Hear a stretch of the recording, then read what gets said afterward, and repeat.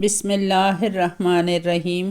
السلام علیکم۔ سب سے پہلے درود شریف حضور نبی کریم صلی اللہ علیہ وآلہ وسلم پر۔ ام المومنین حضرت خدیجہ الکبریٰ رضی اللہ تعالی عنہا کی نماز جنازہ نہیں پڑھائی گئی، مگر کیوں؟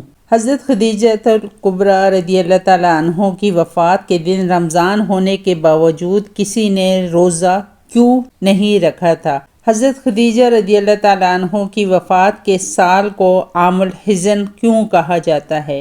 ہماری آج کی ویڈیو کا موضوع ہوگا، اور آج میں آپ ام المومنین خدیجہ الکبریٰ رضی اللہ تعالیٰ عنہ کی زندگی کی ایمان افروز داستان سناؤں گی۔ حضرت خدیجہ رضی اللہ تعالیٰ عنہ وہ پہلی خاتون ہیں جنہیں قرآن مجید کی روح سے سب سے پہلے ام المومنین ہونے کا شرف حاصل تھا۔ اس کے علاوہ ذاتی طور پر قرآن شریف میں آپ کے ایثار اور قربانی کا تذکرہ ہے۔ ویورز، آج کی ویڈیو کی طرف بڑھنے سے پہلے اگر آپ لوگوں نے میرے چینل پروڈکٹیو مسلم کو ابھی تک لائک، شیئر اور سبسکرائب نہیں کیا تو جلدی سے کر دیں، جزاک اللہ۔ مکہ شہر میں ایک دولت مند اور بلند اخلاق بیوہ خاتون خدیجہ بنت خویلد رہتی تھی۔ رشتے میں حضرت خدیجہ آپ صلی اللہ علیہ وآلہ وسلم کی چچا زاد بہن تھی۔ ان کے پاکیزہ کردار کے باعث لوگ انہیں طاہرہ کے لقب سے یاد کرتے تھے۔ حضرت خدیجہ رضی اللہ تعالیٰ عنہ اپنی تجارت کا سامان دوسرے ممالک کا سفر کرنے والے سوداگروں کو دیا کرتی تھی۔ وہ سوداگر جب مال فروخت کر کے آتے تھے تو آپ اپنا منافع خود رکھ لیتی تھی اور سامان فروخت کرنے والوں کو بھی ان کا حصہ دے دیا کرتی تھی۔ حضرت خدیجہ رضی اللہ تعالیٰ عنہ کے نوجوان شوہر کا انتقال ہو گیا تھا۔ والد صاحب خویلد بن اسد بہت بوڑھے ہو چکے تھے۔ گھر میں کوئی مرد بھی نہ تھا کہ جو ان کی دیکھ بھال کرتا۔ وہ حوصلہ مند خاتون تھی، اس لیے اپنے کاروبار کی خود نگرانی کرتی تھی۔ حضرت خدیجہ رضی اللہ تعالیٰ عنہ نے حضرت محمد صلی اللہ علیہ وسلم کی نیکی اور سچائی کی شہرت سن کر یہ خواہش ظاہر کر دی کہ آپ صلی اللہ علیہ وسلم ان کا سامان لے جائیں اور تجارت کریں۔ اس وقت حضور نبی کریم صلی اللہ علیہ وآلہ وسلم کی عمر 25 برس کو پہنچ چکی تھی۔ آپ صلی اللہ علیہ وسلم نے حضرت خدیجہ رضی اللہ تعالی عنہا کی خواہش کو منظور کیا اور سامان لے کر شام کا رخ کیا۔ حضرت خدیجہ کا ایک غلام میسرہ بھی اس سفر میں آپ صلی اللہ علیہ وسلم کے ساتھ تھا۔ تجارت میں کامیابی کے لیے ایمانداری سب سے اہم ہوتی ہے۔ آپ صلی اللہ علیہ وسلم کی ایمانداری کے سبب یہ تجارتی سفر بہت کامیاب ثابت ہوا۔ دوسرے تاجروں کے مقابلے میں حضور اکرم صلی اللہ علیہ وآلہ وسلم کو بہت منافع ہوا تھا۔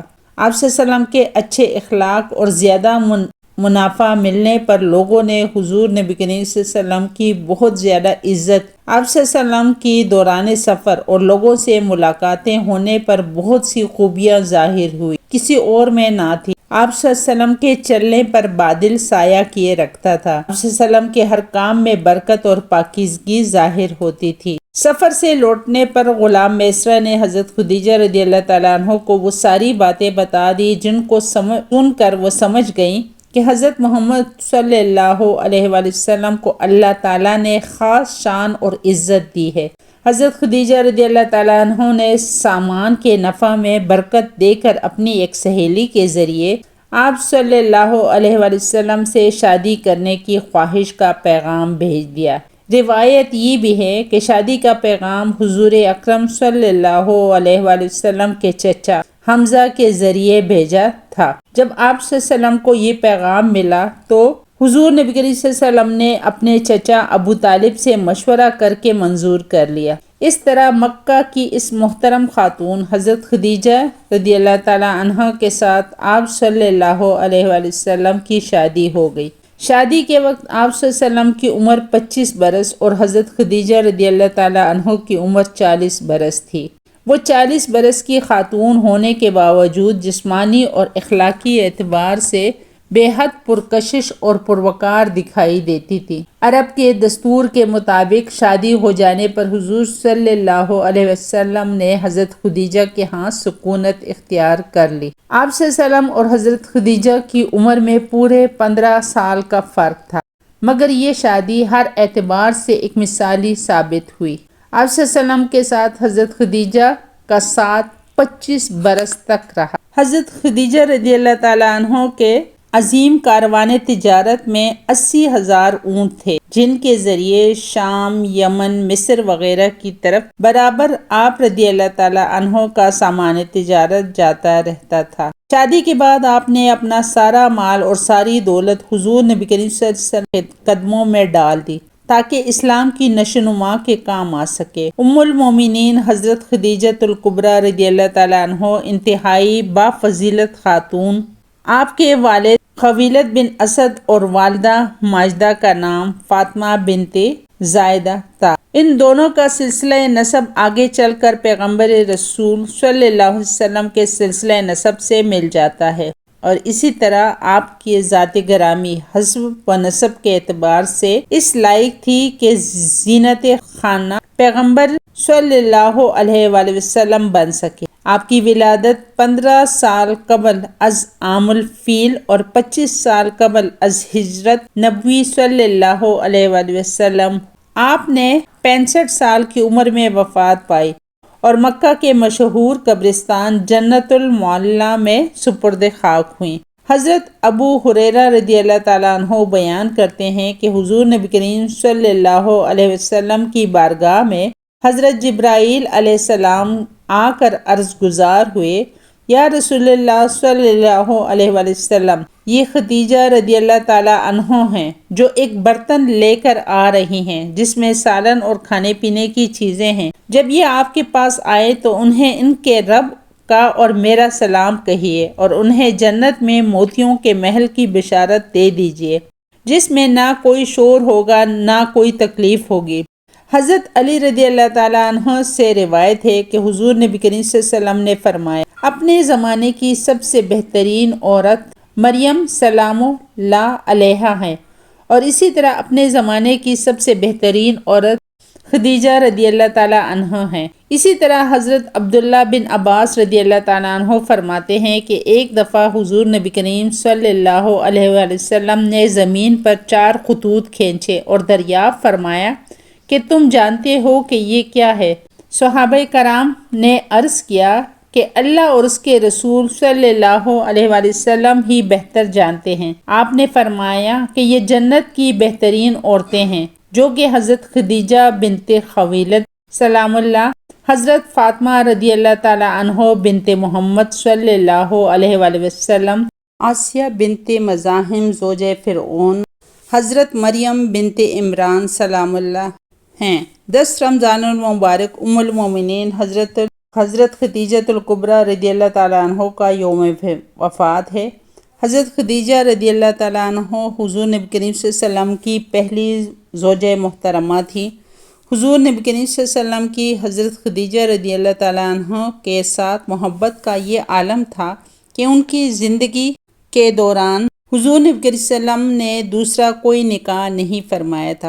حضور صلی اللہ علیہ وسلم حضرت خدیجہ رضی اللہ تعالیٰ عنہ کے بارے میں فرماتے ہیں کہ تم سے بہتر مجھے کوئی بیوی نہیں ملی، کیونکہ انہوں نے ایمان لا کر اس وقت میرا ساتھ دیا جب کفار نے مجھ پر ظلم و ستم کی حد کر رکھی تھی۔ انہوں نے اس وقت میری مالی مدد کی جب دوسروں نے مجھے اس سے محروم کر رکھا تھا۔ اس کے علاوہ ان سے مجھے اللہ نے اولاد کی نعمت سے سرفراز فرمایا۔ حضرت خدیجہ رضی اللہ تعالیٰ عنہ کے ساتھ حضور نبی کریم صلی اللہ علیہ وسلم کی بے پناہ محبت تھی، لیکن کیا آپ کے علم میں ہے کہ حضرت خدیجہ رضی اللہ تعالیٰ عنہ کی نماز جنازہ نہیں پڑھائی گئی تھی؟ کیونکہ اس وقت نماز جنازہ سمیت 5 وقت کی نماز فرض ہی نہیں ہوئی تھی۔ بالکل اسی طرح رمضان کا مہینہ ہونے کے باوجود کوئی فرد روزے سے بھی نہ تھا، کیونکہ اس وقت روزے بھی فرض نہیں ہوئے تھے۔ اسی سال رسول کریم صلی اللہ علیہ وسلم کے محبوب چچا جناب ابو طالب بھی اس دنیا سے چلے گئے، اور 2 عظیم صدموں نے حضور نبی کریم صلی اللہ علیہ وسلم کو بہت مغموم کر دیا۔ اسی لیے اس سال کو عام الحزن یعنی غم کا سال کہا جاتا ہے۔ حضرت خدیجہ رضی اللہ تعالیٰ عنہ کی وفات مدینہ کی ہجرت اور نماز فرض ہونے سے قبل اسی سال ہوئی جب حضرت ابو طالب کی وفات ہوئی۔ روایت کے مطابق انہیں جنت میں موتیوں سے تیار کردہ گھر ملے گا۔ حضرت محمد صلی اللہ علیہ وآلہ وسلم خود ان کی قبر میں اترے اور اپنے سب سے بڑی غم گسار کو سپرد خاک فرمایا۔